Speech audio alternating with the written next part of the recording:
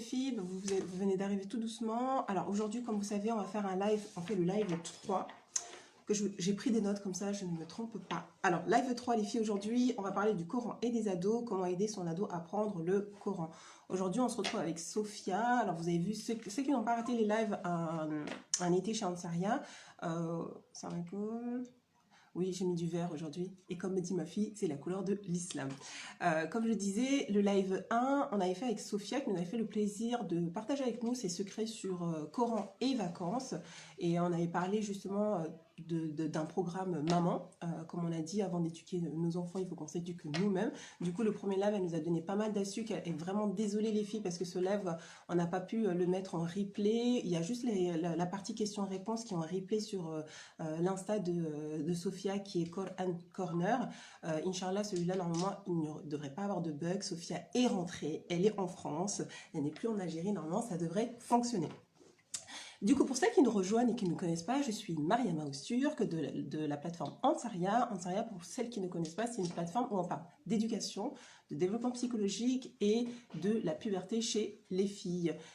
Et pour celles qui veulent mieux connaître notre travail, vous n'hésitez pas à aller dans le lien en bio, vous allez trouver notre chaîne YouTube, vous allez trouver le blog où là vous avez pas mal d'articles autour du développement psychologique de l'adolescent, et vous allez aussi trouver la plateforme de l'école en ligne où justement les jeunes filles, les collégiennes et les lycéennes se forment. En ce moment, il y a la classe virtuelle jusqu'à fin juin, il me semble bien.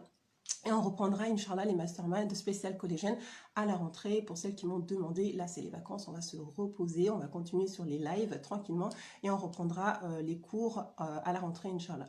Du coup, aujourd'hui, Sophia nous fait le plaisir de revenir et de nous donner ses secrets sur le Coran et les ados, les astuces pour qu'on puisse aider nos adolescents à être dans le Coran, Inch'Allah. Du coup, je vais aller chercher Sophia et on va commencer ce live. Alors, normalement. Sophia. Super. Ça fonctionne. Ça écoute, Sophia. Alaykoum salam wa rahmatullah. Ça va? Alhamdulillah, ça va très bien. T'es bien rentrée? Oui, bien rentrée. Alhamdulillah, heureuse d'être rentrée aussi. Alhamdulillah. Bienvenue à toi en France. Bienvenue à toi en France, avec une connexion, Inch'Allah, qui va fonctionner. Normalement, comme j'ai dit, on fait les lives à 17h30 pour avoir pour qu'on ait une meilleure connexion, Inch'Allah. Et de toute façon, pour celles qui ne peuvent pas regarder le live actuellement, il sera en replay sur la chaîne IGTV, et je la mettrai aussi sur la chaîne YouTube pour celles qui n'ont pas Instagram. Tu me diras, tu me valideras si tu veux bien être sur YouTube. J'ai oublié aussi Sophia. Du coup, ne vous inquiétez pas, si vous ne pouvez pas regarder le live, ne vous inquiétez pas, il sera sur IGTV et YouTube, Inch'Allah. Du coup, salam alaikum Radija, tu me fais le plaisir d'être avec nous, Machallah, tu t'es réveillée.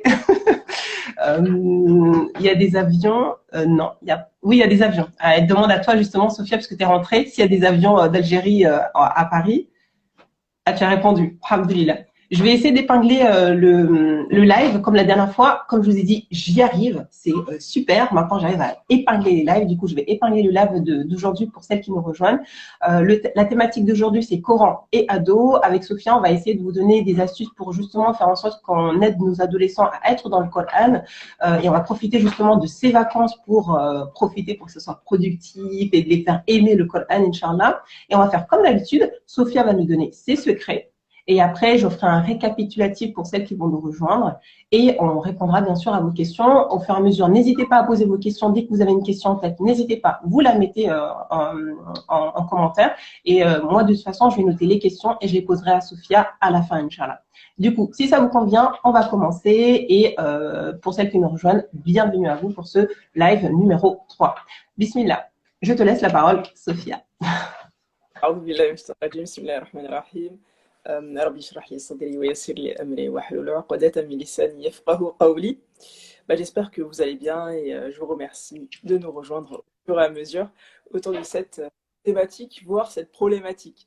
Je crois que c'est plus un problème aujourd'hui de construire une relation entre le Coran et les adolescents. On va dire que c'est des deux camps qui sont un petit peu en embrouille, plus côté ado que côté Coran. Aujourd'hui, on a un petit souci, on a du mal à réconcilier les adolescents avec le Coran. Je pense que souvent, bah, tu me contrediras peut-être, Mariama, mais souvent ce qui s'est Oui, passé, on a des parents qui ont inscrit leurs enfants pendant des années dans des mosquées, dans des instituts, pour qu'ils apprennent l'arabe. oui. Euh, Au bout de quelques années, ils l'ont appris difficilement. Et puis, à l'adolescence, on veut plus du tout avoir affaire ni au Coran, ni à l'arabe, ni rien du tout. Donc, on a une petite rébellion, entre guillemets, face à tout ce système. On va dire tout ce qui est arabe, Coran, structure religieuse. Je ne sais pas ce que tu en penses, mais là, je pense qu'on est déjà dans un conflit à ce niveau-là. Et déjà, je pense que au niveau des infrastructures, donc tout ce qui est mosquée, institut, on a un petit souci parce que souvent, il y a une contradiction entre l'offre et la demande. Aujourd'hui, on a beaucoup de parents qui sont en demande par rapport à leurs adolescents, adolescentes. Et en face, ben, les structures éducatives musulmanes n'offrent que des cours essentiellement pour les adultes et pour les enfants. Donc on a très peu de choses qui sont adaptées à ce public-là, qui est très particulier. Donc il y a ce premier défi à relever, je pense, cette complexité pour les parents. Ensuite, ben, les adolescents, c'est un public qui est particulier, on vient de le dire, parce que voilà, eux vont être assez feignants, on va dire que ça les caractérise malheureusement. Ils vont très vite se lasser et parfois, ben, eux, ils vont recevoir des valeurs qui sont contradictoires entre ce qu'ils vivent au quotidien et ce qu'ils vont trouver en cours. Donc tout ça, c'est des choses qu'il va falloir adapter à ce public-là. Et en face, ben, quand eux, ils vont arriver dans une structure et qu'ils vont avoir un cours qui va être très vertical, avec un prof qui parle, eux qui écoutent, ben, forcément, ce côté-là, très universitaire, académique, ne plaît pas forcément. Donc déjà, au niveau de la structure d'un cours, du choix de votre cours, quand vous allez choisir un cours adolescent, il faut vraiment veiller à ce qu'il y ait cette relation qui va être horizontale. Hein. Quand on parle de relation horizontale, on n'est pas en train de dire qu'il faut casser les barrières du respect. C'est une relation où l'adolescent va pouvoir s'épanouir, hein, s'exprimer. Hein. Il va avoir quand même un champ d'expression qui va être un peu plus ouvert, parce que c'est plus un enfant, donc sa parole a quand même une certaine valeur, mais ce n'est pas non plus un adulte, donc on n'est pas sur un même pied d'égalité, et l'autorité reste entre les mains de l'éducateur. Mais voilà, il faut élargir le spectre de la communication avec les adolescents. Ensuite, donc là, je suis vraiment dans l'introduction. Il faut vraiment choisir un cadre idéal pour apprendre le Coran. Donc déjà, la façon d'enseigner, donc comme on vient de le dire, qui doit être horizontale et pas à la verticale. Ensuite, c'est important d'être dans un environnement où l'adolescent va avoir des points où il va s'identifier. C'est-à-dire que son enseignant, il doit avoir une certaine proximité avec lui. L'enseignant doit être assez accessible. Euh, ça peut être sur des choses qui sont basiques, hein, que ce soit le langage. Un enseignant qui va avoir un langage qui va être beaucoup trop soutenu, finalement, il va s'éloigner, rien qu'au niveau du langage, de son public. Et ensuite, l'éducateur, l'enseignant de Coran ou de sciences religieuses, peu importe, hein, doit être très conscient des réalités et des centres d'intérêt des adolescents. Euh, c'est un point qui parfois nous échappe, mais aujourd'hui, le rapport à la musique est hyper présent parce qu'on est dans une société où la musique est présente partout. Hum. Parfois, voilà, on va dire, ils écoutent des choses qui nous choquent parce que les paroles sont choquantes et qui pour eux sont devenues leur quotidien. Et donc, faut amener ces réflexions-là. Faut les amener à interagir sur ces choses-là qui, nous, religieusement, en tant qu'adultes, on est complètement conscients de ces choses-là. Eux, parfois, ils sont tellement baignés dedans qu'ils ne voient plus du tout les difficultés ou en tout cas la dangerosité religieuse que ça peut être. Donc, vraiment hein, avoir une relation horizontale, s'identifier à l'adolescent, être conscient des réalités qu'il a à vivre. Et au niveau de la séance de Coran, bah, faut privilégier quelque chose qui va alterner entre la séance de Coran, hein, donc pas être quelque chose qui est que du Coran. Et c'est peut-être aussi, je pense que là-dessus, il y a un petit souci. Parfois, il y a un petit souci entre les parents et leurs attentes et l'enseignant et ses attentes. L'enseignant, il se dit, bah voilà, moi je suis prof de Coran, donc je suis là pour dispenser un cours de Coran. Donc je donne mon cours, il a appris ou pas ses pages, il a révisé ou il n'a pas révisé. Et le parent, parfois, est dans l'attente d'un éducateur. il attend du cours de Coran que quand son enfant il sort du cours de Coran, bah, voilà, il est gagné en maturité, il soit beaucoup plus religieux, beaucoup plus pratiquant. Et donc, on a, je pense, des objectifs parfois qui vont être différents. Et c'est là, j'aborde un des derniers points. C'est très important que ce soit une équipe qui se forme entre les parents et les enseignants de Coran pour aider l'adolescent de la meilleure des façons. Parce que le parent, en fait, il a cette connaissance de son enfant que le professeur n'aura pas forcément. Et en apportant cet élément-là, il va aider l'enseignant de Coran à élever de la meilleure des façons, donc élever dans les deux sens, hein, tant éduquer que élever spirituellement l'adolescent. Donc ça, vraiment, là, quand vous choisissez une structure pour aider votre adolescent à apprendre le Coran, à se rapprocher du Coran, c'est déjà ces choix-là qu'il faut faire, hein. Je pense que enfin, je ne sais pas si tu as des choses à redire là-dessus, Mariama, peut-être qu'il y a des choses où tu n'es pas forcément d'accord. Non, non, je vais juste rajouter un point par rapport à la problématique des attentes de parents et les attentes des éducateurs. Je rajouterai les attentes de l'adolescent aussi. Il est Exactement. important, comme tu as dit tout à l'heure, que l'adolescent, et franchement, je pense qu'on fera un live sur le terme adolescent, etc. Mais notre enfant, il faut vraiment qu'en tant que musulman, on prenne conscience que lorsque notre enfant est devenu pubère, c'est-à-dire lorsque la fille a ses règles, c'est une femme, et lorsque le garçon, de son côté également, c'est un homme. Du coup, on a face à nous à des adultes, à des jeunes adultes, en fait, à en devenir, et qu'il va falloir prendre en compte leurs attentes, leurs considérations.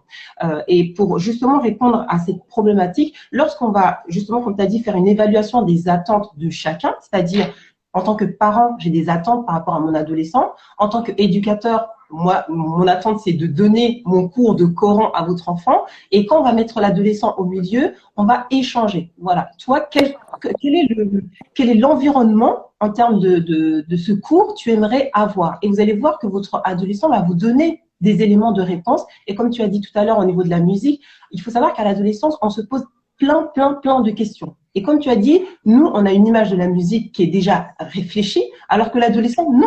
Lui, c'est quelque chose qui baigne dedans. Il va à l'école, il va entendre de la musique, il va allumer la télé, il va entendre de la musique, il va au centre commercial, il va entendre de la musique. Du coup, il va baigner dedans. Et la musicalité joue aussi dans l'apprentissage de l'enfant, puisque le Coran aussi, c'est une musicalité également. Du coup, il faut vraiment prendre en compte les attentes de l'enfant pour que l'éducateur, le professeur de Coran, soit ait pris conscience que le parent a besoin d'être accompagné dans son rôle d'éducateur et que l'adolescent a des attentes en termes de réponse concernant ces interrogations entre le licite et l'illicite concernant ce que va apporter le Coran dans cet apprentissage-là. Moi, j'aimerais bien rebondir sur ce que tu dis parce que c'est vrai que souvent, les parents ont un projet en tête. C'est-à-dire que, je dis n'importe quoi, on a un parent qui nous dit, voilà, moi, je veux que mon enfant apprenne le Coran. Mais ça, c'est quelque chose qu'il faut amener. En fait, c'est important que l'enfant, ce soit son projet. Oui. C'est pas ton projet, c'est pas toi qui vas apprendre, c'est lui qui va fournir l'effort. Donc, avant tout, que ce soit son projet. Et parfois, l'enfant, il n'est pas prêt à ça, hein.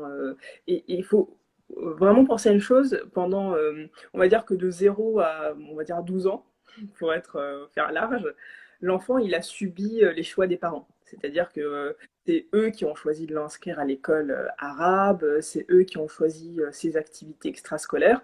Et donc lui, il a subi en fait tous ces choix-là. Et il va arriver à un âge où il va vouloir exprimer, hein, ses choix. Et si on lui impose le Coran, bah, le risque qu'on prend, c'est de le dégoûter. Donc, je ne dis pas que c'est toujours facile, hein, mais il faut énormément communiquer pour faire aimer. Il ne faut pas oublier que le Coran, aujourd'hui, il est en compétition avec Facebook, avec Instagram, avec des grosses sociétés qui payent des gens pour affronter notre temps et notre attention. Et ce sont deux choses dont on a besoin pour le Coran, hein, du temps et de l'attention. Donc, Ouais.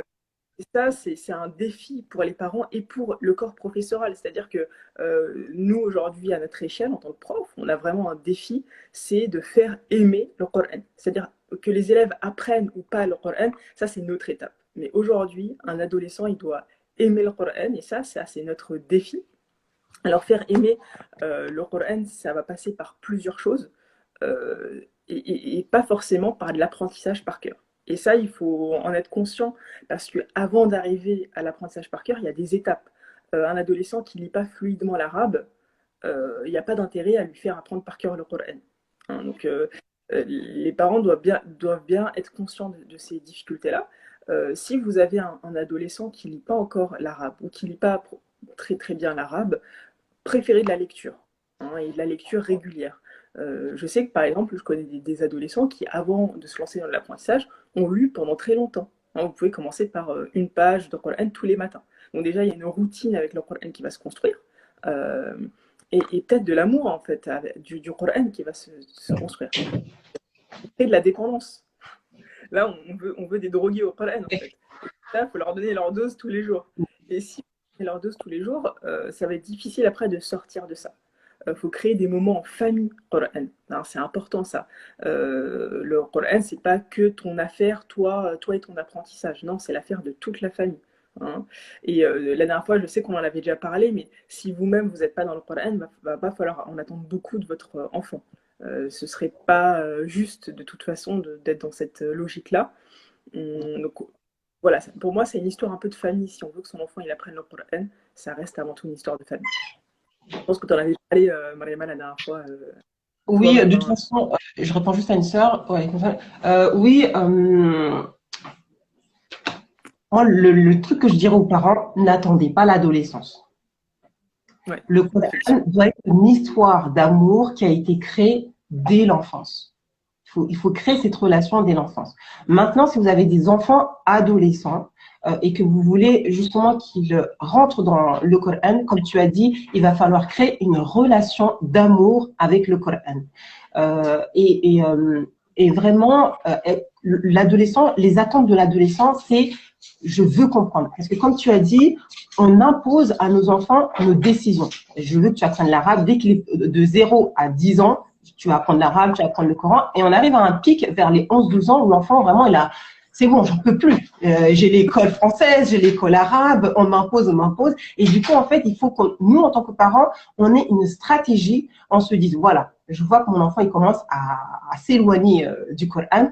Quelle stratégie je peux mettre en place pour le ramener dans le Coran. Et c'est pour ça qu'en fait, le parent, vous devez toujours être des médecins, en fait. Vous devez toujours évaluer la problématique. Et dès que vous avez ciblé la problématique, vous allez essayer de trouver la solution. Et comme tu as dit tout à l'heure, Sophia, il va falloir déceler d'abord, est-ce que votre enfant lit l'arabe?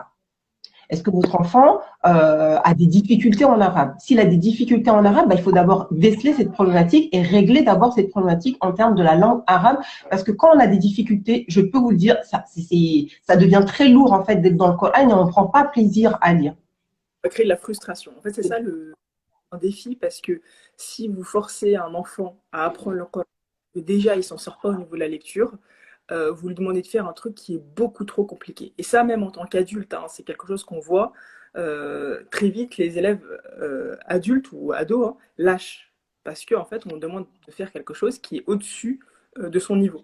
Hein, et n'importe où, dans n'importe quelle structure au monde, quand on est face à cette situation-là, on abandonne. Donc, c'est très rare, hein, les gens qui sont profils battants, qui vont voilà, se battre bec et ongle pour pouvoir réussir. Donc, généralement, la majorité des personnes abandonnent. Donc, un enfant, un adolescent, d'autant plus. Il y a une sœur qui dit des idées de stratégie. L'idée de stratégie que je vous dirais, c'est, Sophia l'a dit tout à l'heure, c'est de créer des moments en famille. L'adolescent, à cette période où il se sépare un petit peu de nous, vous pouvez créer des cercles d'amitié. C'est-à-dire voir autour de elle qui sont ses amis qui apprennent le Coran. Franchement, en tant que parent, c'est à vous. Vous devez pas attendre que les associations ou les mosquées, etc. Vous devez vraiment être vraiment derrière comme un guide. Et le guide, vous voyez, quand il voit qu'un enfant, quand il y a on va parler de la randonnée par exemple, quand il y en a un qui traîne, on va tout de suite se mettre à côté de lui et on va l'accompagner. Et là, vraiment, c'est OK. Ça te parle, oui, je sais, la randonnée. Et généralement, vous allez voir, celui qui traîne, il va toujours avoir une idée négative. Je suis nulle, j'y arrive pas, je ralentis le groupe, etc. Et du coup, il va falloir créer une dynamique pour lui faire prendre conscience que non, tu n'es pas nul. Maintenant, on a vu qu'il y a une problématique. Ce qu'on va faire, on va amener le groupe qui est au devant qui va venir vers toi et on va te pousser vers l'avant. Du coup, vraiment trouver des amis qu'elle aime bien, qui ont appris le Coran ou qui apprennent le Coran. Et ça, c'était une stratégie qu'on avait donnée aussi dans le premier live sur Coran et vacances. Il faut que notre Ouais. enfant s'identifie à des personnes qui l'ont déjà fait. Ça veut dire qu'ils se disent, mais t'as vu, moi aussi, j'avais les mêmes difficultés que toi. Mais regarde comment je me suis organisée. Et du coup, quand vous allez créer ce cercle-là, vous allez donner un objectif. Quel est l'objectif de ce cercle? Peut-être ce sera de lire. Et comme elle a dit tout à l'heure, il faut lire, mais lire et comprendre les histoires du Coran. Et Et cependant, juste, quand tu veux rajouter, juste je finis sur ce point. ouais, Vous savez, aujourd'hui, les plus grandes maladies sont les dépressions, les angoisses, etc. Et une des solutions pour faire face aux dépressions et aux angoisses, c'est les histoires. Et qu'est-ce qu'on trouve dans le Coran? C'est que des histoires. Et juste si on regarde la chronologie des histoires, quand à la fin, Allah subhanahu wa ta'ala, il dit, je ne te raconte ces histoires que pour raffermir ton cœur. Ça veut dire que le prophète Hassan, il avait des doutes, il avait des appréhensions, il avait peur face aux gens, aux Quraysh qui lui faisaient, qui étaient contre ce message. Et qu'est-ce qu'il faisait? Allah, il lui disait, regarde l'histoire de Moïse. Regarde l'histoire d'Ibrahim, mais regarde l'histoire Et au fur et à mesure, ces histoires, vous devez les raconter à vos enfants, mais vous devez les faire vivre. Et comme on l'a dit tout à l'heure, les concurrents du Coran sont quoi? Instagram, Facebook, le cinéma, etc. Du coup, nous, il faut qu'on devienne des Instagram, des Facebook, des capteurs de... chaque époque, et chaque génération de musulmans a eu ses défis. On va dire que les défis à Omar, c'est pas les défis de notre époque. Et donc, Oui, faut arrêter à relever les défis de l'époque de Omar, alors qu'on n'est pas à l'époque de Omar ibn al-Khattab, radiyallahu anhu. Euh, et ça, c'est un problème aussi communautaire, c'est-à-dire qu'on est toujours en train d'essayer de relever des défis qui n'ont plus lieu d'être relevés. Eux, par exemple, à un moment, ils ont dû penser comment faire pour préserver le Coran. Nous, aujourd'hui, on n'a plus à relever ce défi. Mais nous, notre défi aujourd'hui, comment voilà, être aussi créatif que des gens de Facebook ou Instagram. Et donc, nous, ça nous demande de redoubler de créativité, repenser nos cours. On a des schémas de cours qui sont aujourd'hui pratiqués dans les mosquées, qui existent depuis des siècles et qui ne fonctionnent plus. Donc là, faut modifier ça, Inch'Allah. Il y a deux choses sur lesquelles j'aimerais revenir et dont tu as parlé. Avant tout, c'est le processus d'identification. C'est super important d'avoir des modèles à cet âge-là. Et des modèles donc, qui sont à la fois des gens qui vont avoir un beau parcours spirituel, à la fois un beau parcours d'études ou une réussite professionnelle. C'est important parce qu'aujourd'hui, c'est deux choses qui comptent beaucoup. On est à l'époque des diplômes, on est à l'époque des shahadat. Donc, c'est des choses qui sont importantes pour les adolescents de se dire, ah voilà, la personne qui est en face de moi, je pourrais être cette personne-là dans quelques années. Présenter des gens qui parfois n'ont pas du tout le même vécu, n'ont pas vécu les mêmes choses, n'ont pas été dans les mêmes écoles, parfois c'est un blocage pour l'enfant. Donc le choix de l'enseignant, j'insiste dessus, mais c'est très très important. Et ensuite, la notion de groupe, il faut être dans un groupe. Parce que seul, c'est difficile. Déjà, on vit en tant qu'adulte, mais alors en tant qu'adolescent, on a le sentiment quand on est adolescent et qu'on est le seul à apprendre le Coran dans son école, qu'on est puni en fait. On n'est pas comme les autres. Et alors qu'on est à un âge où ce sentiment d'appartenance, donc voilà, c'est vraiment les deux choses. Je pense qu'il faut les créer. Parce que souvent, on est face à des parents qui nous disent, bah oui, mais comment je fais pour trouver des ados pareils? Bah ouais, il faut chercher. C'est là, en fait, c'est là la difficulté. Il faut se casser la tête, il faut aller chercher les gens. Il faut créer, faut se créer faut se faire des amis. non, non, mais tu sais, ce là c'est vrai parce qu'en fait, aujourd'hui, avec justement les concurrents du Coran, avec Facebook, Instagram, aujourd'hui, on n'a que des amis virtuels. Et il va Oui, falloir sortir de ce virtuel pour créer de véritables amis. Et après, les bons côtés de Instagram et Facebook, etc., c'est se dire, voilà, poser la question, les filles, qui est dans cette ambition d'apprendre le Coran, voilà, moi j'étais l'enfant, ils ont quel âge, etc. Aujourd'hui, Facebook, il y a des groupes, aller dans les groupes qui apprennent le Coran, etc., et aller dans les instituts où ils apprennent le Coran et poser la question, est-ce que vous avez des adolescents avec qui mes enfants pourront justement apprendre avec vos enfants? Voyez avec les enfants de votre quartier. Il y a des musulmans dans votre quartier, et essayez de voir, mais ne restez pas à dire je ne trouve pas. Je ne trouve pas. Si vous restez dans dans cet état-là, bah vous êtes déjà vous capitulez déjà. Vous avez capitulé et vous dites on n'a pas réussi, on ne trouve pas. Oui, je t'écoute, Sophia.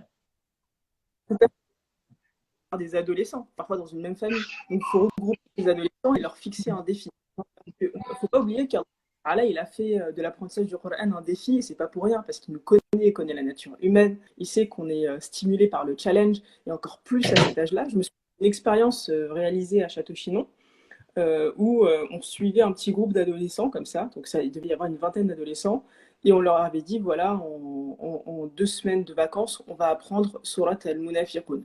Donc c'est une sourate, elle fait 1 page et demie, donc pour des gens qui n'avaient quasiment jamais appris, et à la fin des vacances, tout le monde avait appris.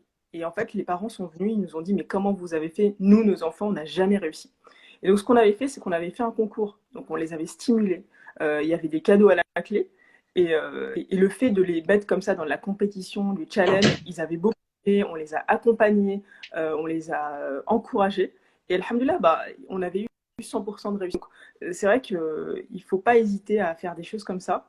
Même pour celles qui enseignent, ben, faire des quiz, faire du jeu, faire du ludique en fait. Faut pas hésiter, faut pas se dire voilà c'est le Coran, c'est sacré, on rigole pas, on bronche pas pendant le cours et je suis le prof, c'est les élèves qui m'écoutent. Bah ça marchera pas, c'est prouvé, je vais pas dire scientifiquement, mais prouvé par l'expérience en tout cas.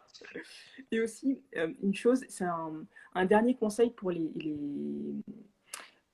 parents, pour les enseignants, pour les structures, faut pas hésiter à récompenser, à valoriser. Parce que, en fait, personne ne le fera dans la société. Dans la société, si vous avez appris le Coran, tout le monde s'en moque. Hein. Ça vaut rien du tout. Vous allez à Pôle emploi, vous dites que vous avez passé 3 ans à apprendre le Coran, ils vous diront que vous n'avez rien fait. Donc si nous, dans la communauté musulmane, on n'est pas conscient qu'un enfant qui apprend le Coran, c'est quelque chose d'extraordinaire, et ben, en fait, on est en train de tuer des futurs huffaz. Il faut valoriser, il faut récompenser, c'est très important. Et une des meilleures façons de valoriser, c'est de responsabiliser.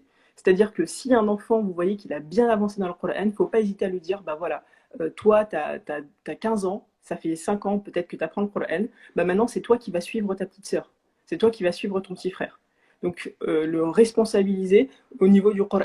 On va lui donner à suivre 3, 4 personnes, et ce sera ses élèves. Il ne faut pas avoir peur en fait. Peut-être que la première année, ça va très mal se passer, et que l'adolescent ne va faire que s'améliorer. Il ne faut pas avoir peur de l'échec, hein, se dire voilà, je vais filer cette fonction-là et finalement ça s'est très très mal passé. Bah, un échec ne nous rend que meilleur, Inch'Allah. Je rajouterais en termes de stratégie, c'est tout à l'heure, tu as parlé de Château-Chinon. Bah, Château-Chinon font des stages et ça, c'est très intéressant. Moi, les jeunes filles que je connais qui ont fini le Coran, leurs parents avaient une stratégie, c'est vraiment de leur faire changer d'environnement.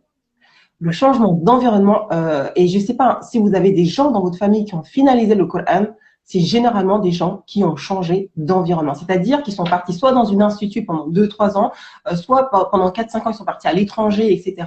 Mais le changement d'environnement a créé cet environnement propice aussi de développement parce que là, on n'est plus avec les papas et maman, on doit suivre une certaine rigueur, on doit suivre aussi l'effet de groupe ou parce qu'on a des challenges aussi au niveau du Coran, etc.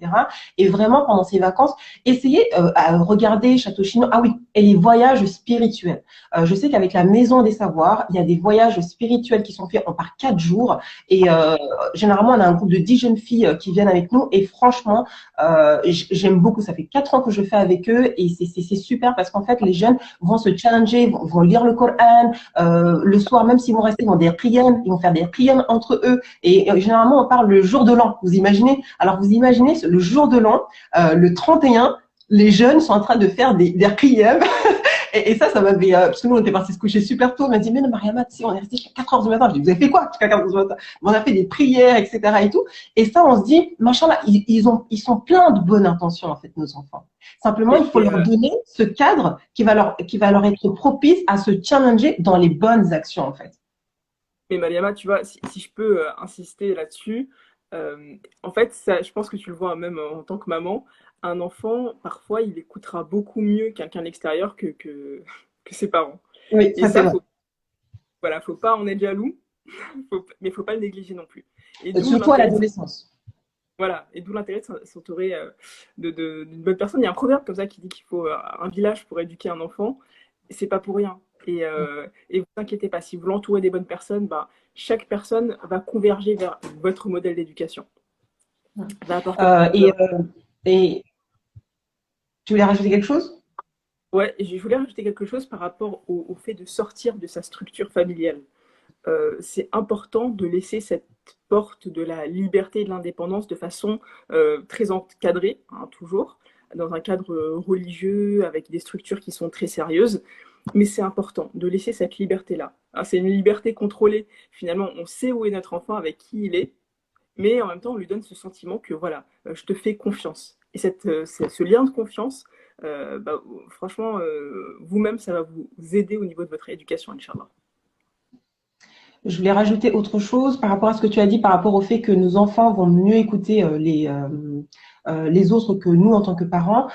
Et là aussi, c'est une stratégie. Il va falloir cibler les jeunes que vous connaissez. Moi, je sais que j'avais fait avec ma fille, une des jeunes filles que j'accompagnais, et machallah, elle était très bien avancée dans le Coran. Et je lui ai dit, bah viens, je vais donner des cours à ma fille. Et c'est vrai que quand elle est raconté des histoires à ma fille, ça rentrait, ça rentrait, elle venait me dire, mais maman, je t'ai raconté déjà cette histoire. Non, non, non, mais comment me la raconter?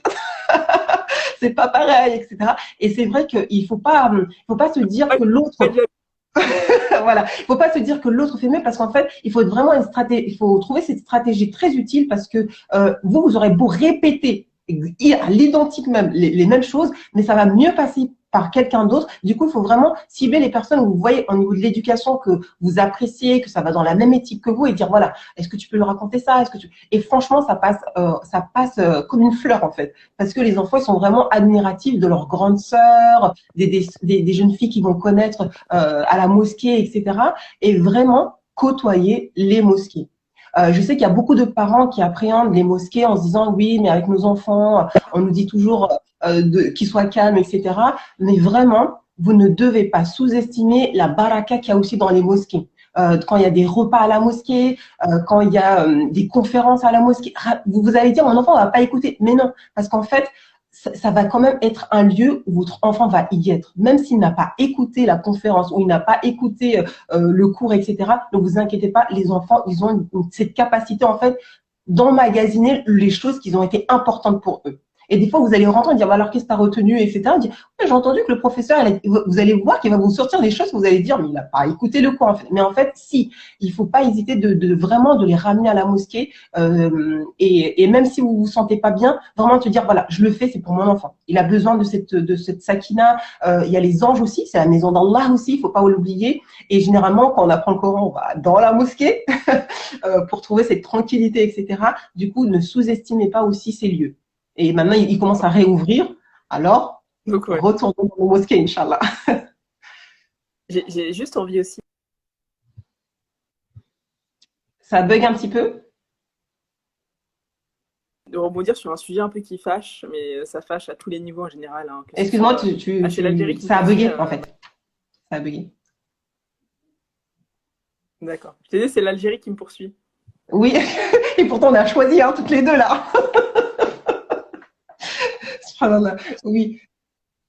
Tu voulais me dire quelque chose? Ouais, il y a quelque chose qu'il ne faut pas aussi négliger. Donc là, c'est plus pour les profils avancés, c'est la révision.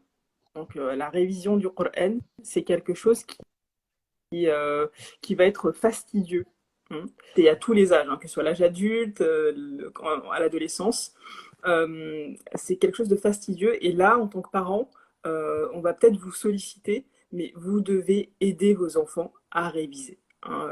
C'est-à-dire que faut les réécouter, faut faire des programmes, faut entre vos enfants, hein, créer des binômes de travail.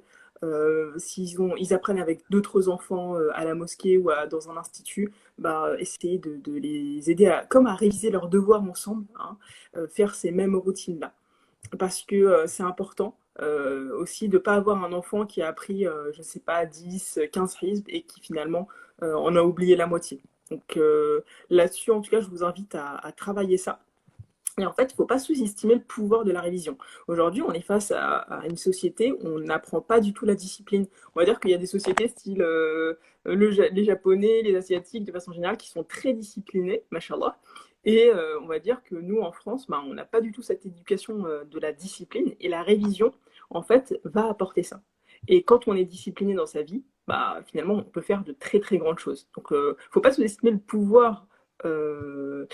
en fait, tous les à côté que va apporter le Coran. Hein, le Coran, ça va vous apprendre à vous lever tôt, donc aussi à votre adolescent, ça va lui apprendre à se lever tôt, à avoir des objectifs qui sont élevés, à avoir une certaine régularité, une discipline personnelle. Donc tout ça, c'est des choses qui, dans sa vie de tous les jours, dans ses études à l'avenir, bah, vont l'aider. Donc, en tant que parent, il y a vraiment une stratégie à avoir, comme tu le disais tout à l'heure, Mariama. Mais cette stratégie Coran, en fait, il ne faut pas sous-estimer les pouvoirs qu'elle va apporter aux autres défis que la vie propose à vos enfants. Donc, avoir une vraie stratégie Coran qui est pensée depuis l'enfance jusqu'à la fin de l'adolescence ou le début de l'âge adulte, ça a tout son intérêt. Vous verrez qu'au niveau des études de vos enfants, Je vais juste diminuer mon horloge. Continue. ouais. Juste, il y a quelqu'un qui a dit qu'elle avait une très mauvaise expérience. Ne vous limitez pas aux mauvaises expériences, c'est important ça. Essayez plusieurs choses. Il y a forcément quelque chose qui marchera. Parfois, c'est juste le prof qui était mauvais, ou parfois c'est juste la structure qui n'était pas bonne. Quand je dis que le prof est mauvais, c'est pas qu'il est mauvais intérieurement, c'est que parfois son vécu, son expérience n'est pas adaptée au public en face. Parfois, ça se passe bien avec toute la classe et ça se passera pas bien avec vos enfants. Hein, c'est pas parce que vos enfants sont pas bien que le prof n'est pas bien. C'est juste que bah, la communication entre eux ne passe pas. Donc, n'hésitez pas à changer de structure. Faut pas en fait se dire ça n'a pas bien marché une fois, c'est fini. Non, on peut pas mettre la croix sur la mosquée. Hein, on est des musulmans et peu importe que ça se passe bien ou que ça se passe pas bien, il faut chercher jusqu'à ce que ça se passe bien. Ah, et ça, c'est peut-être un défi qu'Allah vous envoie, c'est peut-être une épreuve, mais ne pas hésiter. Alors, il y a une soeur qui pose la question sur les cours de Choisy-le-Roi. Alors, moi, je connais très bien la mosquée de Choisy, machallah. Je connais aussi les professeurs qui sont de qualité, machallah.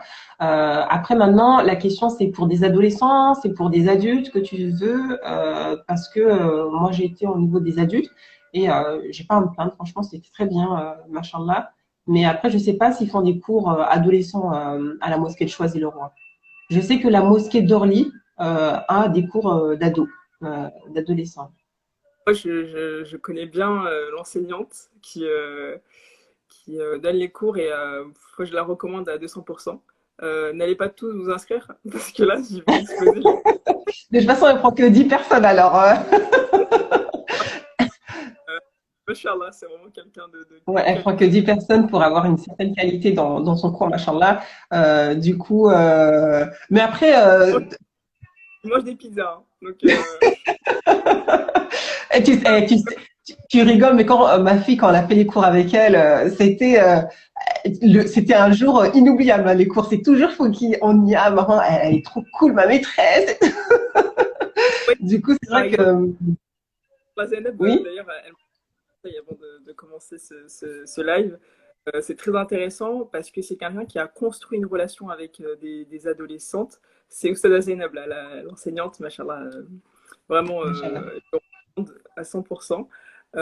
Et donc, elle a réussi à créer cette relation de confiance. C'est-à-dire que eux, ils bossaient énormément. Et en fait, vu qu'à la fin du cours, ils vont avoir ce moment détente où ils vont s'exprimer. Donc, comme on le disait en début de live, faut laisser en fait les adolescents s'exprimer dans un certain cadre.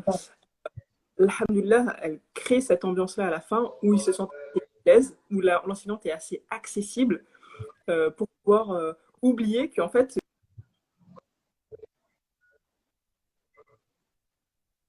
la carotte et le bâton, mais non, non, c'est pas Oustada Zainab Diao, c'est Zainab Riloufi, Oui. pour celle. Alors, comment réussir à créer une relation d'amour avec le Coran pour nos adolescents? Moi, j'aurais commencé par des doigts. Ouais. Beaucoup, beaucoup de doigts.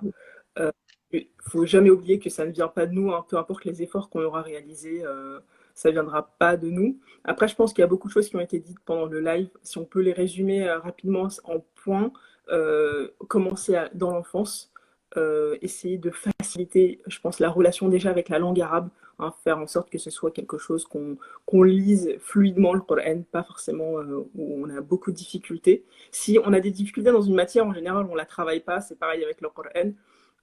Créer des moments en famille autour du Coran, avoir un groupe dans lequel on apprend, être dans une structure dans laquelle on est à l'aise, où on aime les gens, où on aime se retrouver. Si dans la mosquée ça se passe pas bien, ça sert à rien d'insister hein, dans la mosquée, il faut chercher autre chose. Trouver une autre mosquée.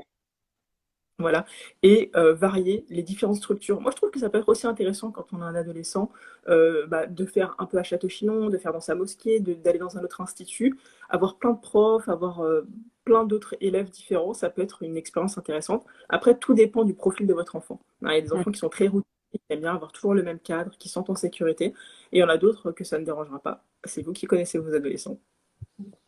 Je reviendrai sur ce point que tu viens de dire, c'est vous qui connaissez vos adolescents. Et vraiment, les parents, vous devez vraiment vous faire confiance et vous dire, je connais mon enfant et je sais de quoi il a besoin. Après, il ne faut pas vous laisser aussi influencer par votre enfant quand on va dire, mais non, maman, je ne veux pas aller dans ce cours et tout. Non, vous devez dire, écoute, tu vas essayer.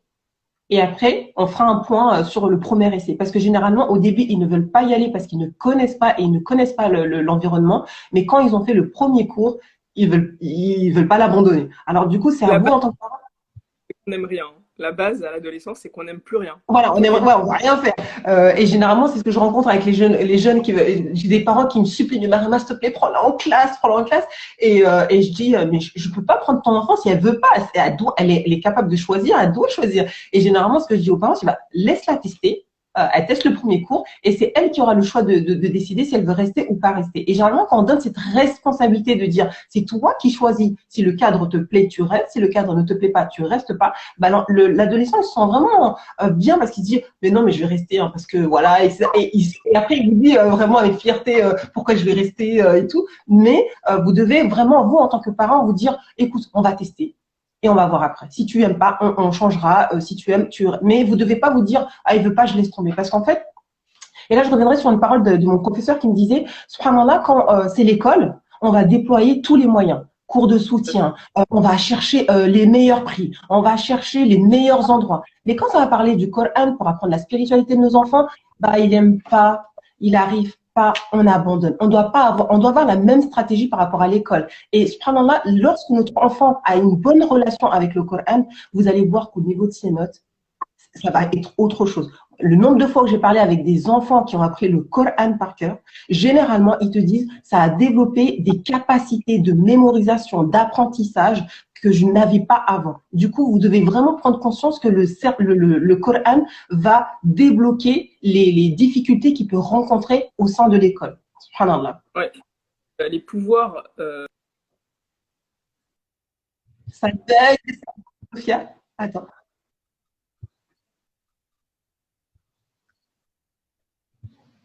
Ça bug un peu, Sophia. T'es en Algérie encore ou quoi? Je sais pas, pour moi, ça bug. Je t'entends en robot, en fait. C'est pour ça. D'accord. Je sais pas pour vous. Ouais, non, en tout cas, c'est vrai que le Coran développe des à côté, en fait, des pouvoirs à côté. C'est pas seulement l'apprentissage, on en a beaucoup parlé. N'hésitez pas à redonner vos questions parce que je pense que là, quand même, on va aller prier le Asr. Les questions. Oui, c'est vrai. Là, je vois pas de. Tu sais ce qu'on va faire? C'est que on va couper, comme ça on garde cette partie, d'accord? Et après le rinçage, si vous voulez, on peut reprendre juste pour les questions-réponses. Ça vous va? Ouais, on reprend pour les questions-réponses, c'est une bonne idée. D'accord. Comme ça, on est plus attentif à vos questions. Là, on a donné tous les points de toute façon. Et comme on a dit tout à l'heure, c'est vrai. Et après, lisez des livres autour. Je vous donnerai aussi des astuces livres tout à l'heure aussi, Inch'Allah, que je vous recommanderai à faire lire à vos enfants ou vous-même. Vous pouvez faire des cercles de lecture autour du Coran. Et ce qu'on fait, on prie et on se retrouve pour le deuxième live. De toute façon, celui-là, je le mets en replay, Inch'Allah. Et on fait un deuxième live questions-réponses. Comme ça, ce sera pas trop long, Inch'Allah. OK? Ça te va? Ouais, parfait. Et essaie de me régler ta connexion, s'il te plaît. Sophia. À tout de suite, les filles. On prie et on se retrouve pour la partie questions-réponses, Inch'Allah. À tout de suite. Salam alaikum.